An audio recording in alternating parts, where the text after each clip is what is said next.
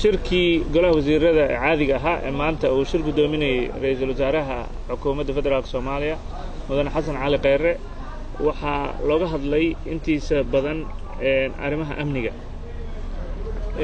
waxaa warbixino laga dhageystay taliyayaasha ciidamada nabad sugidda xoogga dalka Soomaaliyeed iyo booliiska warbixino dheer iyo falanqeyn iyo muxuu ahaa dood dheer kadib golaha wasiiradu wuxuu soo saaray go'aamo ku aadan arrimaha amniga go'aamadaas oo kala ah sida soo socota kow in la sameeyo ciidanka howlgalka xasilinta caasimadda oo isugu jira booliiska xoogga dalka Soomaaliyeed iyo ciidamada nabad sugidda kuwaas oo yeelanaya hal talis oo hogaamin ah labo caasimadda waxaa laga mamnuucay ciidamada hubeysan iyo gaadiidka dagaalka oo aan ku jirin kuwa howlgallada xasilinta fulinaya ee caasimadda iyo kuwa aan wadin warqad fasax dhaqdhaqaaq ah ciddii ku xadgudubta awaamirtaas waxay mutaysan doonaan in sharciga lala tiigsado ciidamada xoogga dalka Soomaaliyeed ee ka qayb qaadanaya howlgalka xasilinta caasimadda waxay ka mid noqonayaan waxay ka mid yihiin horin loogu magacaabay Polizia Militare caasimadda waxaa laga mamnuucay sidoo kale wadashada dharka ciidamada xoogga dalka Soomaaliyeed iyadoon loo haysan sharciyad ama warqad aqoonsi hubka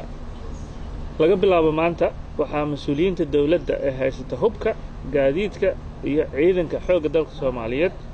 laga doonayaa inay ku celiyaan taliska ciidanka xoogga dalka Soomaaliyeed muddo 10 casho gudahooda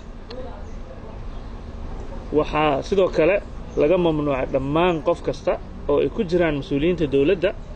in magaalada Muqdisho ay ku dhex wataan ilaalo ka badan 4 askari gaari kasta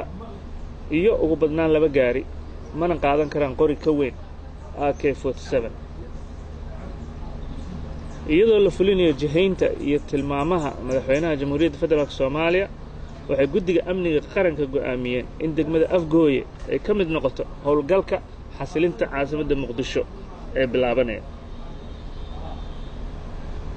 waxaa taliska ciidanka booliiska lagu amray ama la faray in muddo 60 casho ah gudahooda ay ku soo dhisaan ciidan gaar ah oo loo yaqaan ciidanka ilaalada madaxda qaranka iyo mas'uuliyiinta iyo goobaha muhiimka ah ee dawladda shirkadaha amniga iyo ilaalada gaarka loo leeyahay shirkadaha amniga ee gaarka loo leeyahay waxaa la farayaa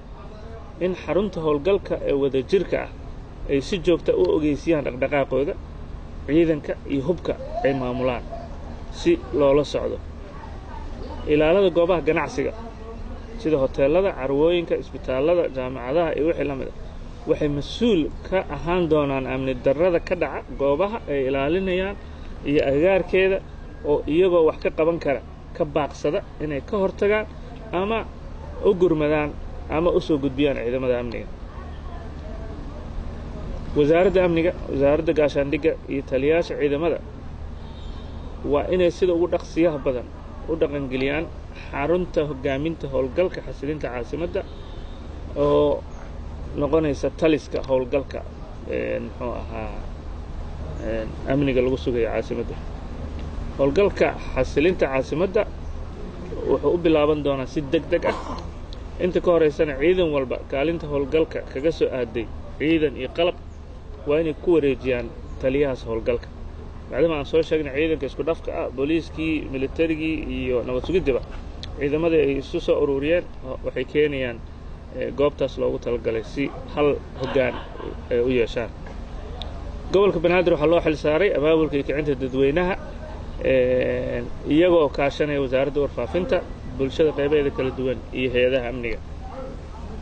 sidoo kale wasaaradda warfaafinta ee dawladda federaalka waxay mas'uul ka noqon doontaa doorka warbaahinta ee la xiriira howlgalka xasilinta caasimadda doorka wacyigelinta bulshada oo ku baxay warbaahinta dawladda iyo kuwa madax bannaan iyo in suxufiyiinta Soomaaliyeed la siiyo warbixin joogto ah oo maalin walba falka dhacaya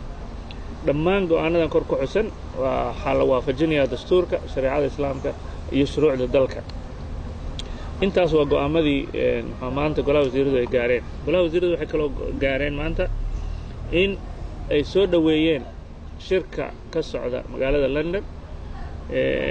muxuu ahaa isla markaana ay aad muxuu ahaa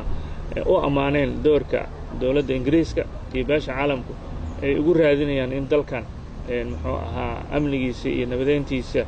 iyo dhaqaalihiisa iyo dowladnimadiisa wax looga qabto intaas ayuu ku egay shirkeena golaha wasiirada aad iyo aad mar kale idinkaga mahadcelinaa bahda